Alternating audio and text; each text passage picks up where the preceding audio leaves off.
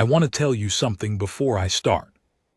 I've been asked by officers, by journalists, by archivists who wear white gloves and talk too slowly to describe what happened on Kethvar Prime in a way that makes sense, in a way that people can file away neatly, put it in a box, label it, shelve it next to other battles in other wars. But I'm going to tell it to you the way it actually was. Because the version in the official reports, the Galactic Accord sanitized, translated for alien consumption summary, that version is missing something important. It's missing the feeling of it, the weight, the smell, the moment when every single one of us standing on that ridge looked at each other and realized without saying a word that the universe had just changed. Not for the aliens. For us. Because the aliens already knew we were dangerous. They'd been watching us for 70 years, running calculations, building threat models, updating their databases with every war we'd ever fought against each other. But they didn't know what we were capable of when we fought for something. That's different. That's a different animal entirely. And I was there the day that animal woke up. Let me go back to the beginning. Not the beginning of the war, that's a long story involving trade disputes and a diplomatic insult that doesn't translate well across 17 languages. I mean the beginning of my beginning. The morning I landed on Kethvar Prime with 263 other human soldiers and looked up at a sky that had 3 suns and thought, very simply, this doesn't look like home. The transport ship was called the Ardent Measure. Not a glamorous name.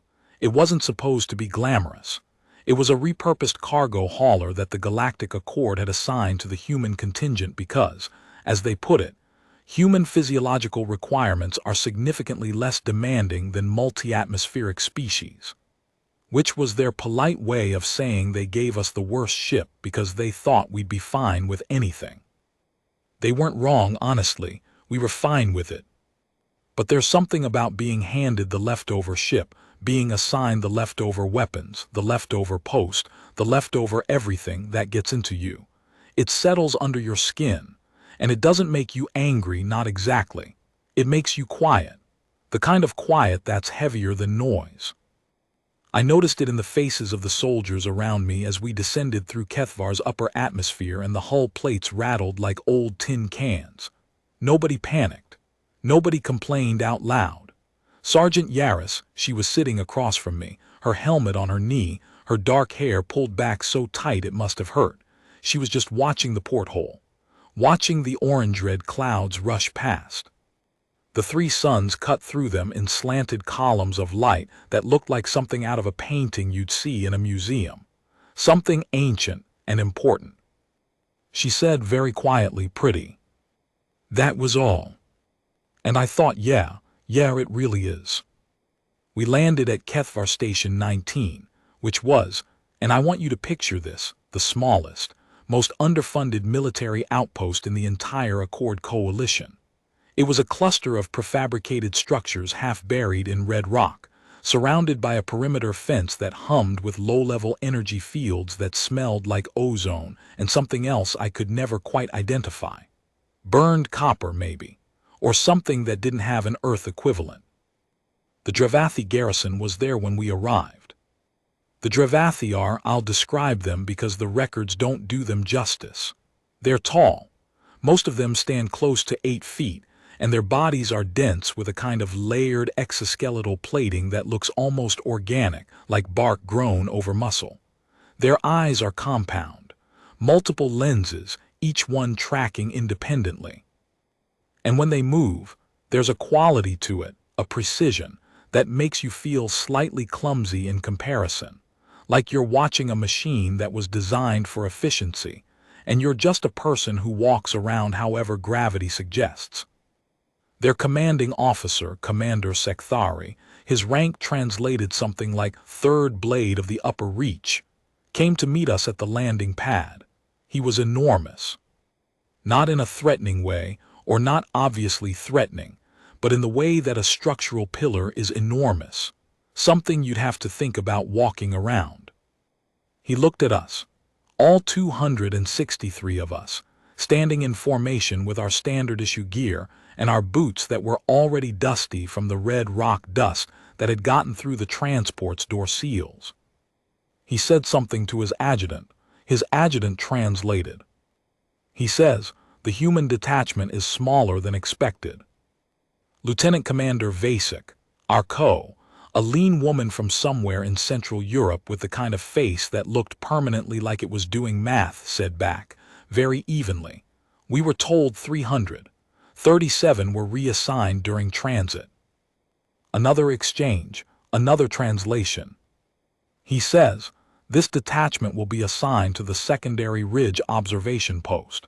He says the engagement sector is considered low priority. Vasek didn't flinch, understood.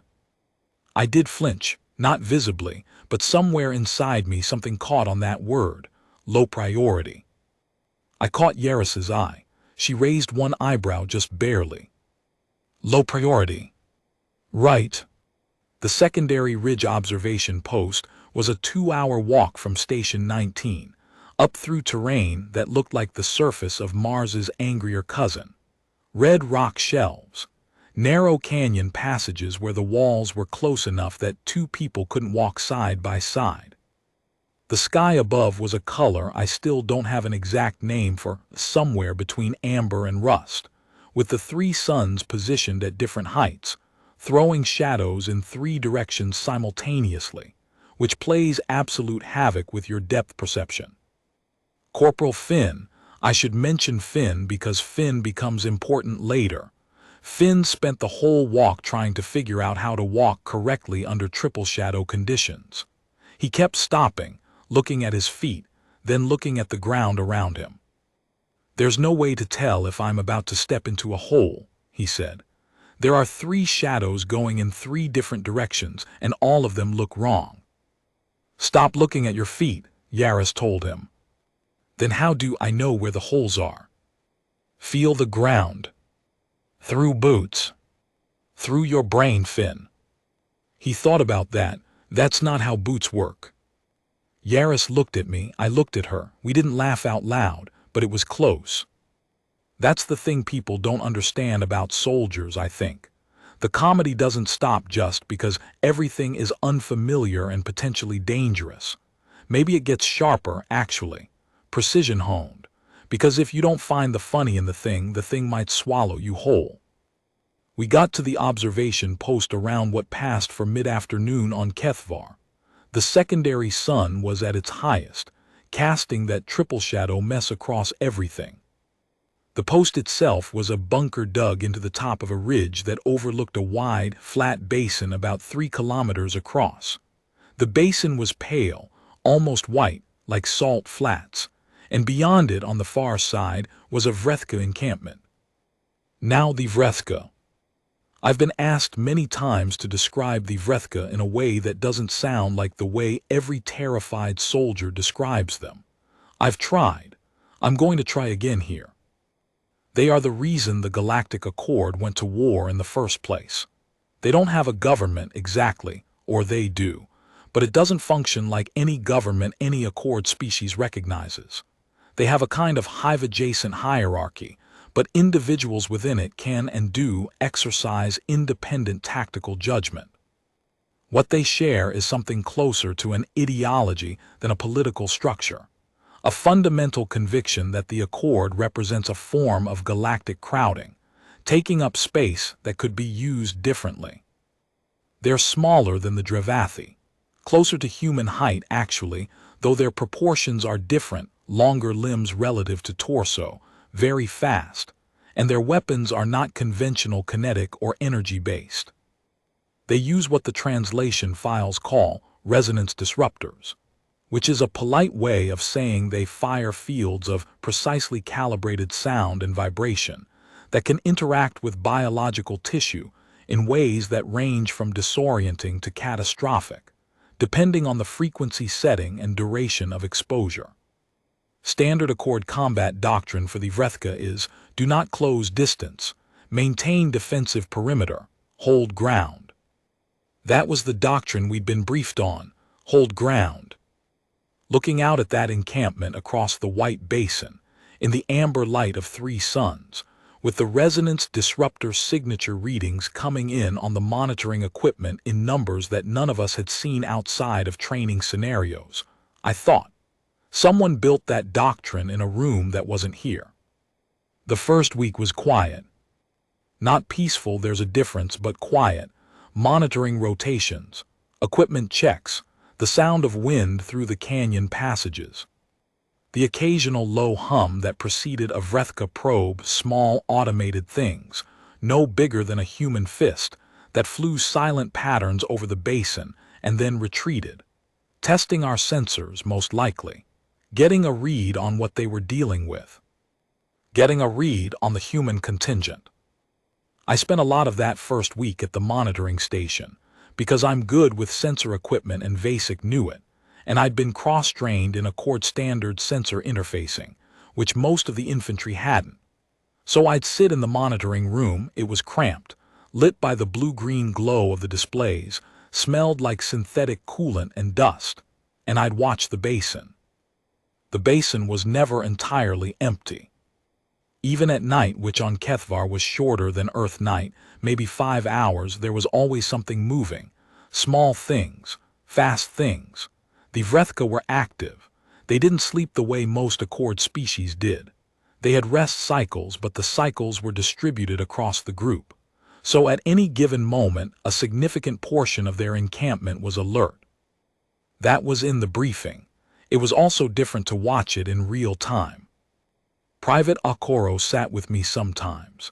He was from Lagos, spoke 5 languages, had a degree in xenobiology that he'd finished 2 years before enlisting, and he had this habit of thinking out loud in a voice so quiet it was almost not there. "They're not settling," he said one night, watching the probe movements on the sensor display.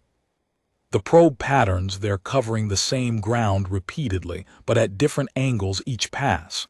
They're not looking for fixed installations. They're looking for behavioral patterns. I looked at him. "They're studying us," he said, "learning how we respond, not what we have, but what we do." I turned back to the displays. "You're saying they're psychological mapping." "I'm saying their probes are behaving like a species that fights adaptively. They're not going to hit us with what worked against the last thing they fought. They're going to hit us with something calibrated specifically for us." I thought about that for a long time. Then I said, "That's either very smart or very bad news." "Both," said Akaro, "both simultaneously." Day 9. Day 9 is when things started moving. Not the Vrethka. The Vrethka moved the same way they always did, measured, probing, patient. What moved was the Accord strategic picture. Signals came in from Station 19. Commander Sekthari's adjutant relayed them through the comms array in the flat, slightly inhuman translation cadence of Accord standard. The Vrethka had broken through the eastern perimeter of Accord-held Kethvar. 3 Dravathi battalions had been engaged. 2 of them had been pushed back. 1 was holding, barely. The eastern perimeter was 40 kilometers from us. Vasek called the whole detachment together outside the bunker. 263 people, standing on the ridge under 3 suns, with the white basin behind us and the communication situation in front of us. She didn't do anything dramatic, no speech, just facts. The Accord coalition is under pressure on the Eastern Front. Station 19 is being asked to reinforce with available forces. The Dravathi garrison will deploy in full to the eastern engagement. We are being asked to maintain the secondary ridge observation post. Murmur from the crowd. "With 263 personnel," said Sergeant Harris from the back. He wasn't asking a question. He was saying a number out loud so it existed in the air. "With 263 personnel," Vasek confirmed. "And the Vrethka encampment across the basin stays where it is," said Yaris. "It stays where it is." Another pause, longer this time. Finn said very quietly from somewhere near my left shoulder, "So they're leaving us here." Not angry, just noting it, the way you'd note the weather. Vasek looked at him, They're trusting us to hold the position." "Right," said Finn, and he nodded like that meant the same thing. Maybe it did. Maybe in the end those two sentences are the same sentence said from opposite ends of it. The Dravathi left the next morning. I watched them go from the ridge. 800 soldiers moving in column formation down through the canyon passage toward Station 19, their plating catching the early light and throwing it back in fractured patterns. Organized, efficient, military. They did not look back. There's a specific feeling when you watch a large, organized force leave and you're what's left behind. It's not fear exactly. Fear is faster than that. This was something slower, a kind of settling, like the ground has shifted and you're recalibrating your footing. "All right," said Vasek beside me, watching them go. Just that word, but the way she said it, quiet, grounded, like she was telling the situation that she'd heard it and was making a decision about it, that word did something. I felt it move through the people standing around me. Not a rally, nothing that dramatic, but something. A small tightening, a collective decision. All right. We had the ridge, we had the bunker. We had monitoring equipment and standard-issue weapons, and 263 people who had been handed the leftover assignment in the leftover ship with the leftover gear. And across a 3-kilometer basin of white salt rock, the Vrethka had a reinforced encampment, resonance disruptors, and an adaptive combat intelligence that Accord military analysts had described as among the most sophisticated tactical response systems in map space. All right. The modifications started the same day the Dravathi left. I want to describe this carefully because it's important. The Vrethka probes had been studying our behavioral patterns, as Akoro identified. What they were probably expecting, based on their study of human response behavior in training data, was that the departure of the larger force would produce a defensive contraction, that we'd pull back from the ridge perimeter, reinforce the bunker position, and adopt a purely passive monitoring posture. That's the psychologically predictable response. That's not what Vasek ordered. She ordered the perimeter expanded.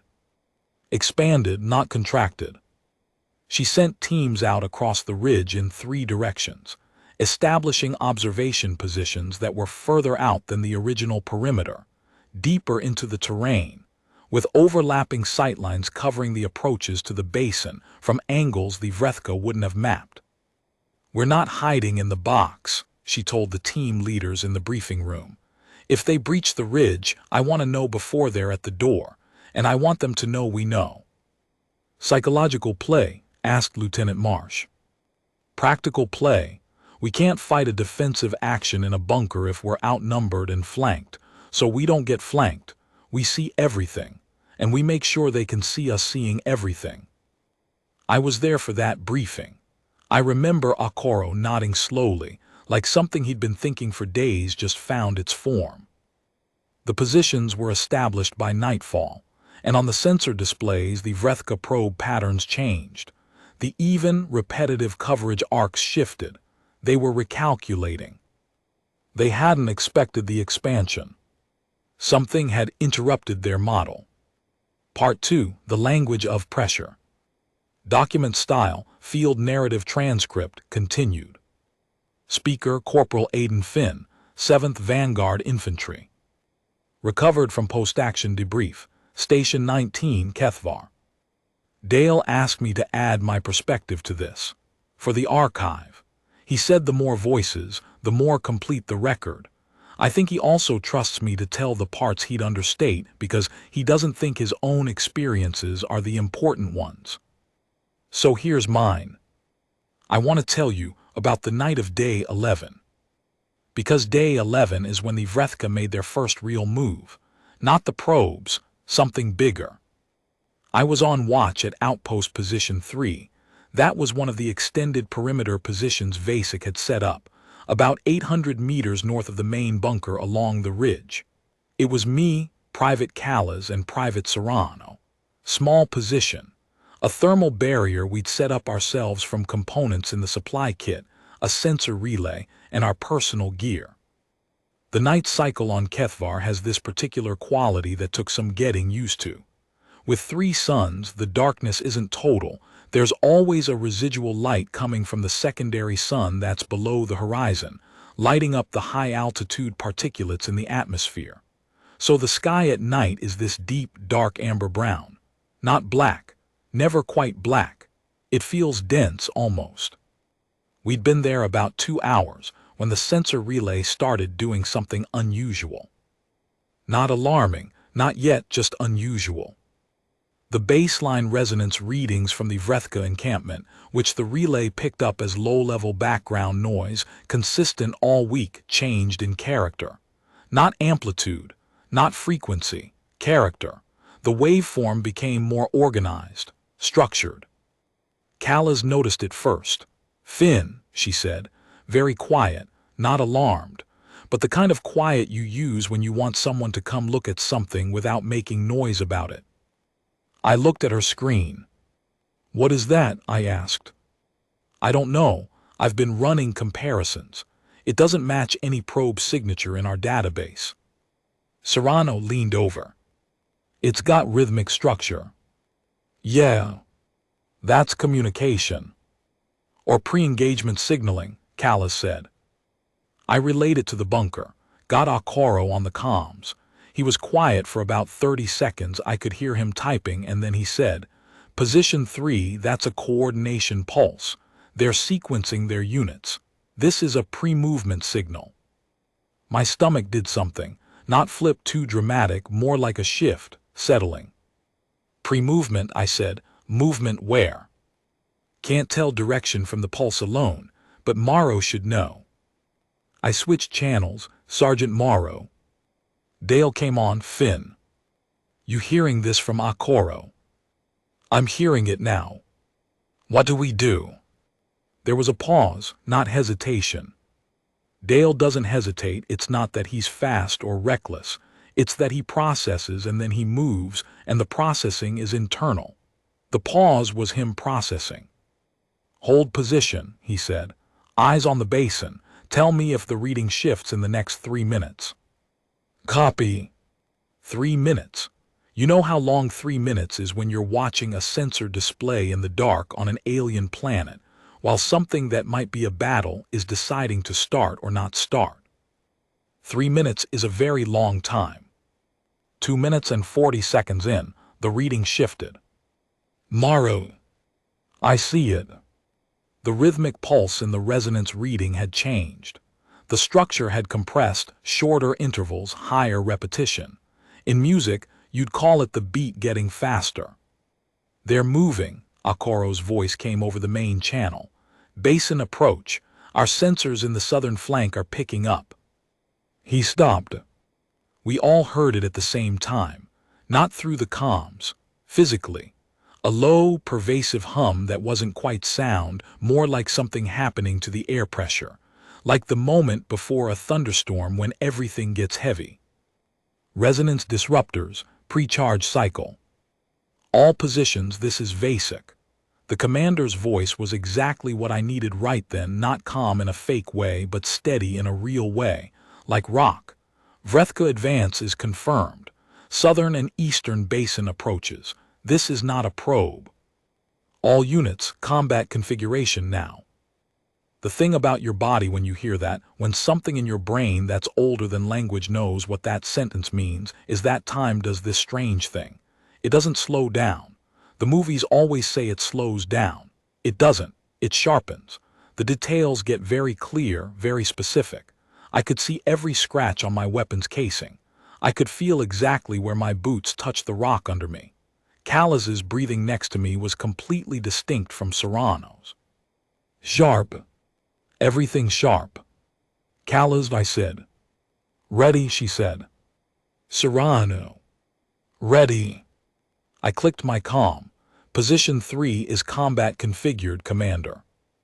Down the line, the other positions checked in, all of them. 12 positions, 12 check-ins, every one of them measured and clear. 263 people who'd been handed the leftover assignment. "Ready." I want to skip ahead a little, not because nothing happened between position 3 checking in and the actual engagement, but because the moments I need to tell you about happen in a specific sequence, and the sequence matters. The Vrethka came across the basin in 3 columns. This was not what standard Vrethka doctrine called for. Their typical approach was dispersed. Individual rapid advance units, chaotic coverage patterns, designed to saturate a defensive perimeter and prevent coordinated response. 3 columns was organized. It was the kind of organized that made Okoro's voice, when he described it over comms, go very careful. That's a core doctrine, he said. They're using our own approach structure. They'd absorbed the briefings, the intercepted data, whatever they'd collected on how Accord species organized combat deployment. They studied us, said Vasek, so we don't do what they studied. She reorganized the response. Instead of holding the ridge positions in fixed configuration, which the columns were likely designed to isolate and neutralize, she pulled the eastern and western extended positions back and consolidated them into 2 mobile elements, not abandoning the ridge, redeploying within it. I watched this happen on the tactical display and I thought, she's letting them have the approach. She was letting them cross the basin without hitting them. Not to retreat, to see where the columns went when they got across. Because 3 columns approaching a ridge position that has multiple perimeter points, those columns have to split and spread to cover the positions. And when they spread, they're thinner.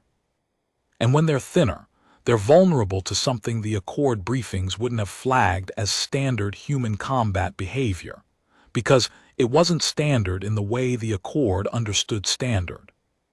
It was something else. Document style, field narrative transcript. Speaker, Private Emeka Okoro, Intelligence Specialist, 7th Vanguard Infantry. From Personal Field Journal, Days 11-12, Kethvar Prime. This is the thing that I've tried to explain to people since we got back. Not the fighting, not the weapons, not the specifics of what happened on the ridge. Those are documented elsewhere, with timestamps and casualty figures and the clean clinical language of after-action reports. What I can't explain in after-action language is this. Human beings have been fighting each other for as long as human beings have existed. And in that time, across every continent and every era and every conflict, we developed something that no other Accord species, and apparently no Vrethka analyst, had correctly identified in their models of human behavior. We developed the capacity to function optimally under precisely the conditions that are supposed to break a fighting force. Being outnumbered, being under-resourced, being left behind. I read the Vrethka tactical models later. During the post-action analysis, we had access to some of their pre-engagement projections. The model for the human contingent at the secondary ridge post assumed that the departure of the Dravathi garrison would reduce human combat effectiveness by between 40 and 60%. Because that's the statistically correct response, the objectively measurable effect of reinforcement departure on most military units most of the time. Their model wasn't wrong. It just wasn't for us. When the Dravathi left, something happened to the 263 people on that ridge that the Vrethka model, that frankly any model would struggle to predict. Because it's not a rational outcome. It shouldn't happen. We got quieter. Not less alert, quieter inside, more focused, more present. It's the same thing that happens to a human in a genuinely tight spot. Not a theoretical tight spot. A real one. When there's no reinforcement coming, no cavalry on the horizon, no fallback option, human beings, in my observation, don't fragment. They converge. It's bizarre. I think it's because we've had 10,000 years of practice with the concept that help isn't coming.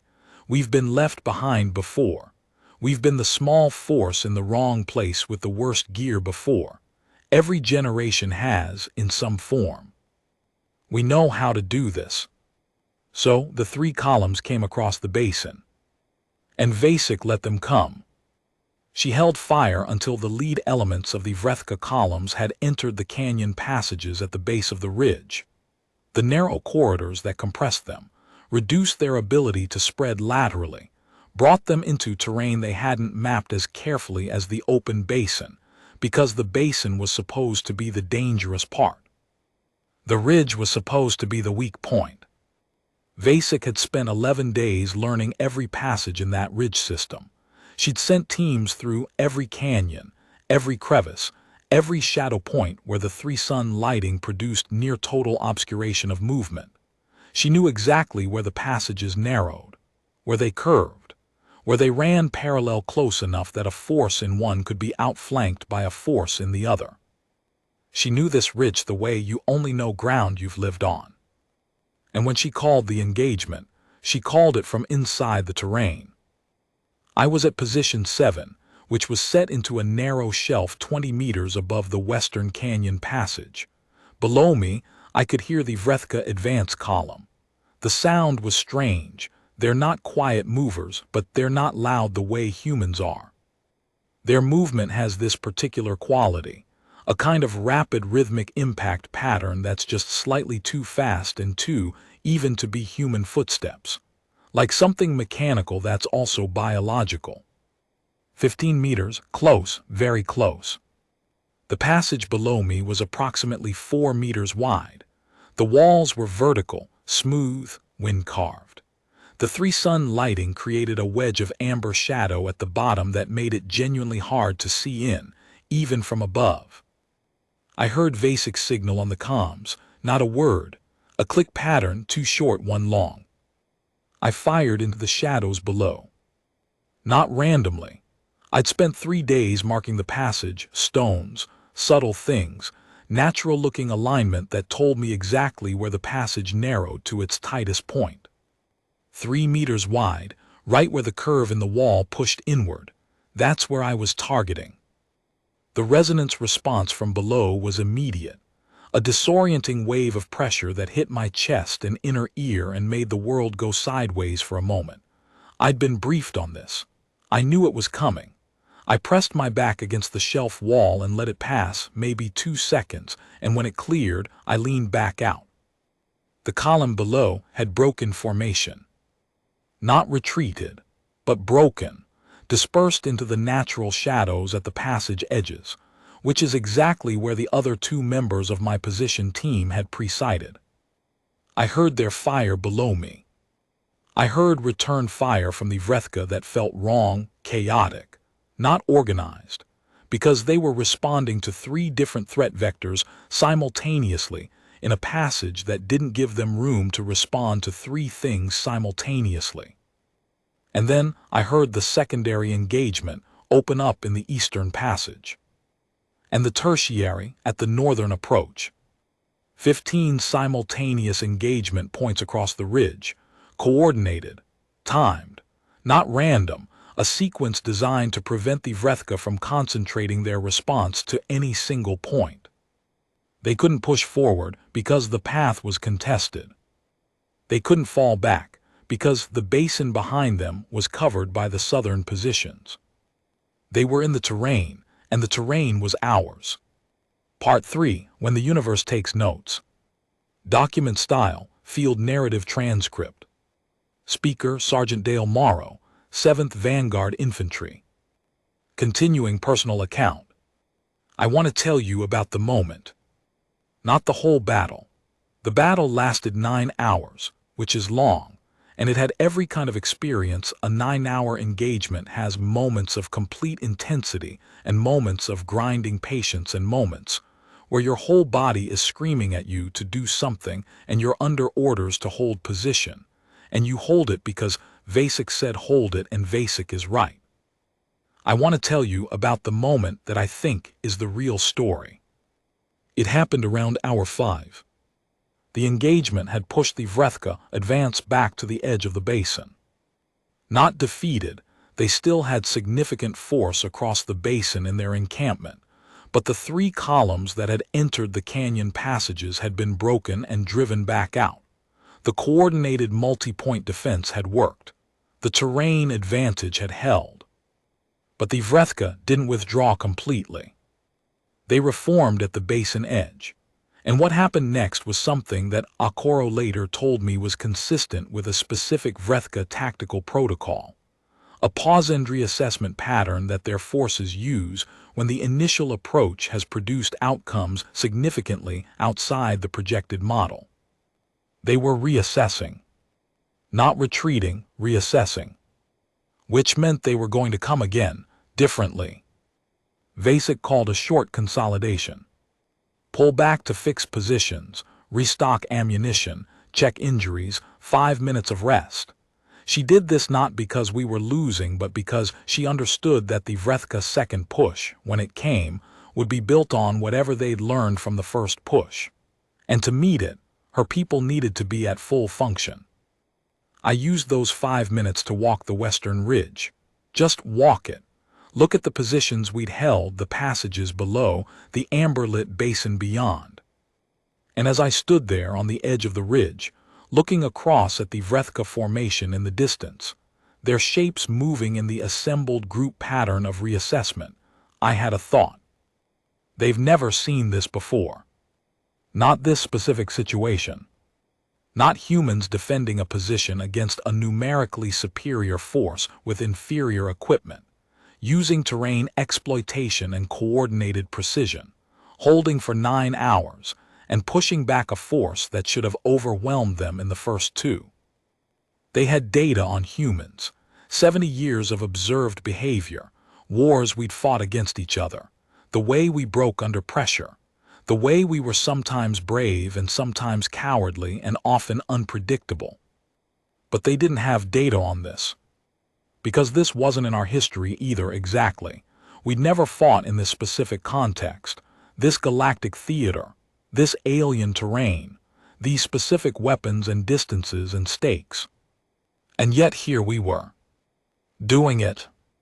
I thought about the Drevathi leaving, the leftover ship, the secondary post. Low priority. I thought about Yaris saying pretty, as we descended through 3 sun clouds. I thought about Finn trying to walk under triple shadows. I thought about Akoro at the sensor display, thinking out loud. 263 people, who didn't belong here according to anyone's strategic calculus. And I thought, they have no idea what they walked into. Not in an arrogant way. I want to be clear about that. There was nothing arrogant about standing on that ridge after 5 hours of engagement with 200 people who were tired and slightly battered, and running lower on ammunition than any of us would like. It wasn't arrogance. It was something quieter. Recognition. We recognized ourselves.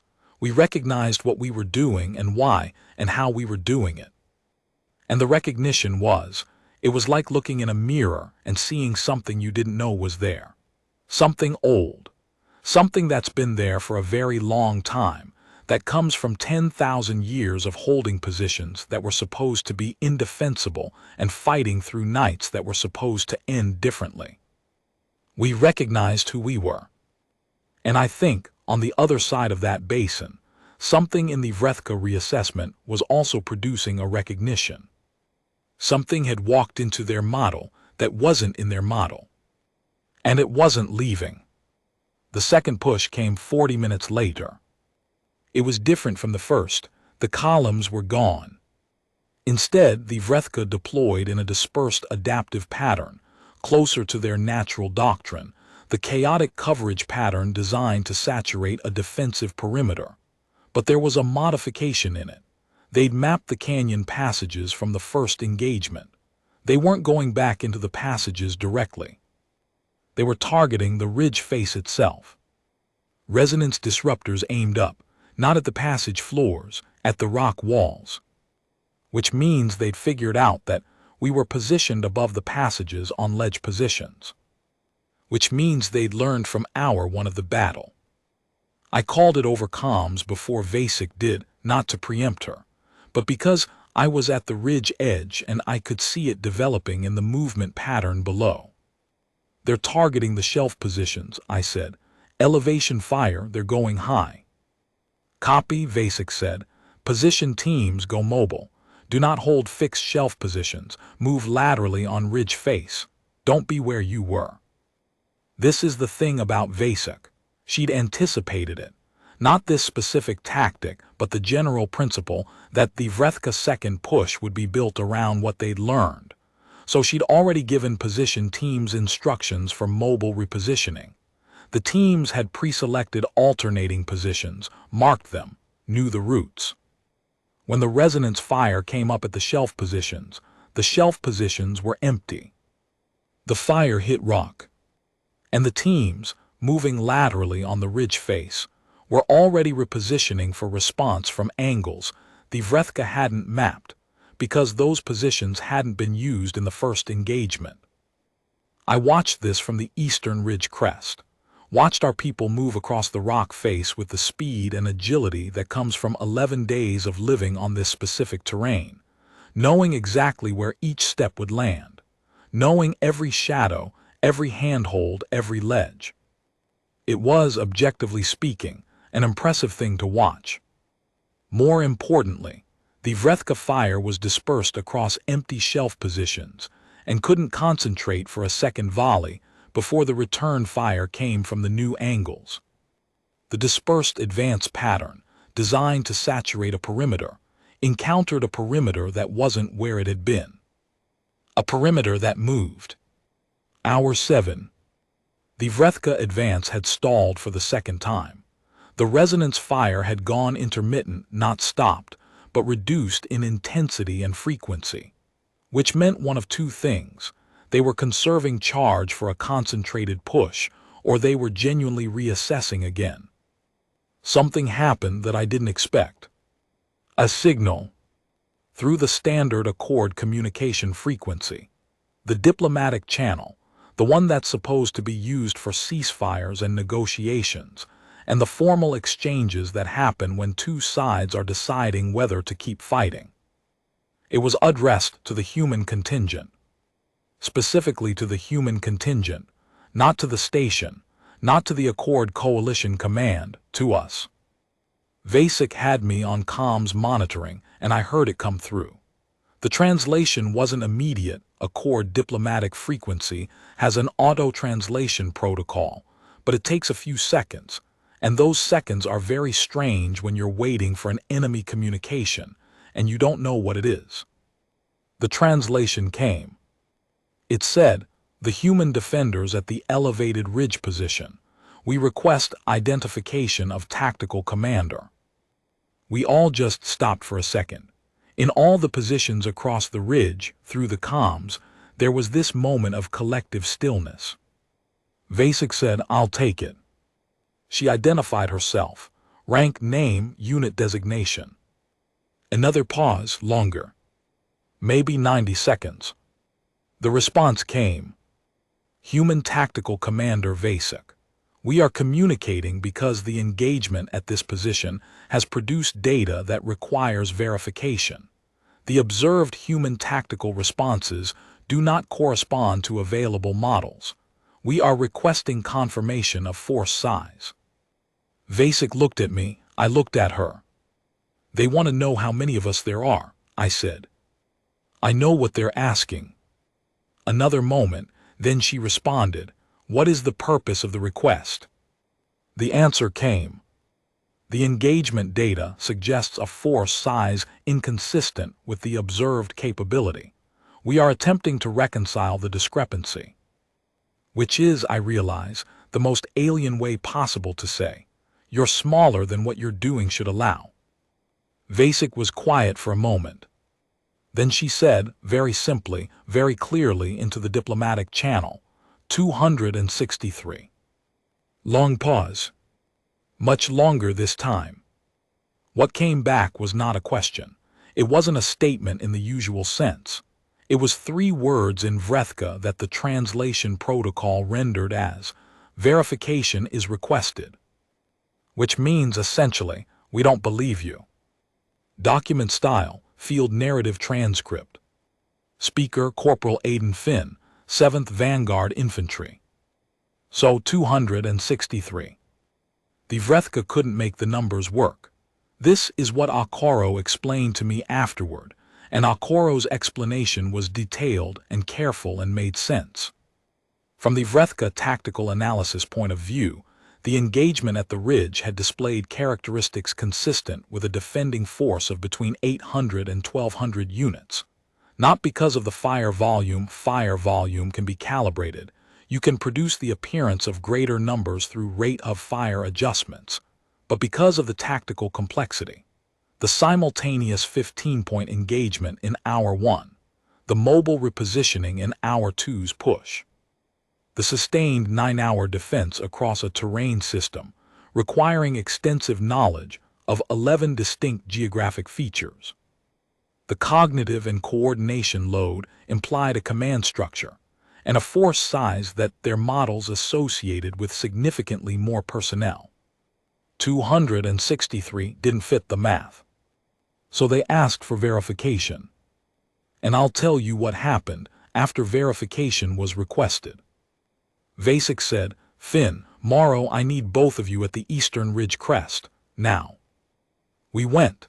It was maybe 400 meters of terrain movement, and the engagement was in a lull. The intermittent fire from the basin had actually gone entirely quiet in the 20 minutes since the communication started. At the Eastern Ridge crest, Vasek had set up a signal emitter, a Accord standard, the kind used for position marking. She said, "I'm going to demonstrate our force size. All position teams confirm ready." 12 confirmations came in. On my mark, all personnel to positions visible from the basin, maximum elevation. Mark. And all 263 of us, all of us, moved to positions on the ridge that had visual line from the basin. Some of us were on ledges, some on the crest, some on the lower shoulder positions. But we were visible. 263 people on a ridge, under 3 suns, in the amber light of Kethvar's afternoon. Vasek activated the position marker. She linked it to the diplomatic frequency. She said, "This is the human contingent, full force display for your verification." There was a very long silence. Across the basin, the Vrethka formation was still, all of it, the dispersed advance units, the encampment behind them, everything. Still. And then, slowly, from the far side of the basin, a different kind of signal came through. Not resonance disruptors, not the pre-charge hum. A low, organized pulse pattern that Akoro from the bunker immediately identified over comms. "That's a tactical withdrawal signal," he said. His voice was strange, not excited, something beyond excited, something quieter and more fundamental. "They're pulling back." Nobody said anything for a moment. The Vrethka formation began to move, backward, toward the far side of the basin, organized, not rooted, they were too disciplined for that, but withdrawing. Because of the math that didn't work. Because 263 didn't fit what they'd experienced.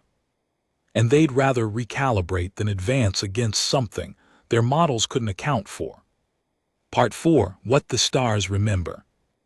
Document style, field narrative transcript. Speaker, Sergeant Dale Morrow, 7th Vanguard Infantry. Final segment, personal account. They pulled back to their encampment. We held the ridge. For 36 more hours we held it. The Vrethka made 2 more probe approaches in those 36 hours, smaller, more careful, as if testing the signal they'd received. As if they needed to confirm repeatedly that we were still there, still the same number, still, whatever it was we'd shown them. We were. Vasek didn't pull anyone back, didn't rotate anyone out. 263 people, same positions, same ridge. She understood what was being communicated by our continued presence, and she understood that the message needed to stay consistent. On hour 40, the Eastern Front communication came through. The Dravathi engagement was resolved. Accord forces were holding. Reinforcement was available. Commander Sekthari's adjutant calmed through at hour 42. 300 additional Dravathi soldiers, plus standard Accord support units, would be arriving at the secondary ridge post within 6 hours. We held our positions. 6 hours later, the Dravathi column came up through the canyon passages, 800 meters behind me. I heard them before I saw them, that rapid, even mechanical biological footfall, the sound of their equipment, the efficient noise of a fully equipped Dravathi battalion on the move. And then Commander Sekthari himself came up the last part of the ridge face. He was larger than I remembered. Maybe that was the light. He walked to the ridge crest and looked out at the basin, at the Vrethka encampment on the far side, at the withdrawn formation. He looked for a long time. His adjutant translated without being asked to. He is asking what the current tactical status is. Vasek said, Vrethka advance repelled, 3 pushes across the basin, all withdrawn. They are currently in reassessment position at the far encampment. Basin approach is secure. More exchange, longer this time. He is asking the duration of the engagement. 9 hours active, 42 hours sustained defensive position since first approach. Long pause. He is asking the human force casualty count. Vasek said, 7 with resonance exposure injuries, 3 requiring extraction to Station 19. All expected to return to duty, 0 fatalities. The translation of whatever Sekthari said at that point took a little while. His adjutant went back and forth with him twice before turning to us. He says, this is not consistent with the tactical engagement parameters. He says the Vrethka force that crossed the basin was numerically superior to the human contingent by a factor that should have, I am sorry, the translation here is, a pause. He says by a factor that should have changed this outcome. Vasek said, and yet. The adjutant looked at her. Translate that, said Vasek, and yet. The adjutant translated. Sekthari listened. His compound eyes tracked across our formation. 263 people on the ridge, dusty and tired and present, every single one of us. He said something, shorter this time. The adjutant said, he says he would like to understand how this was achieved. And Vasek, I watched her face as she considered it, really considered it, the way she considered everything. She said something I've thought about many times since. She said, tell him we'll explain it, but it'll take time, because it starts a very long time ago. I stayed on that ridge for another hour after Sekthari arrived. Not because I was ordered to. I'd been stood down, but there was something I needed to finish feeling before I went inside. The third sun was low on the horizon. The sky had shifted from amber rust to something closer to deep ochre, and the basin below was filling with shadow from the ridge itself, one long, clean shadow line moving slowly across the white salt rock.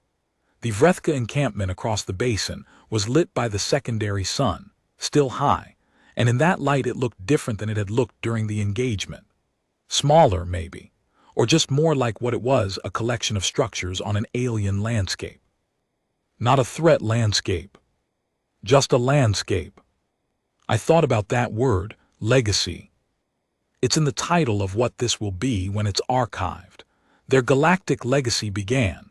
I heard someone using that phrase at the debrief, a journalist or maybe an Accord historian, whatever they were.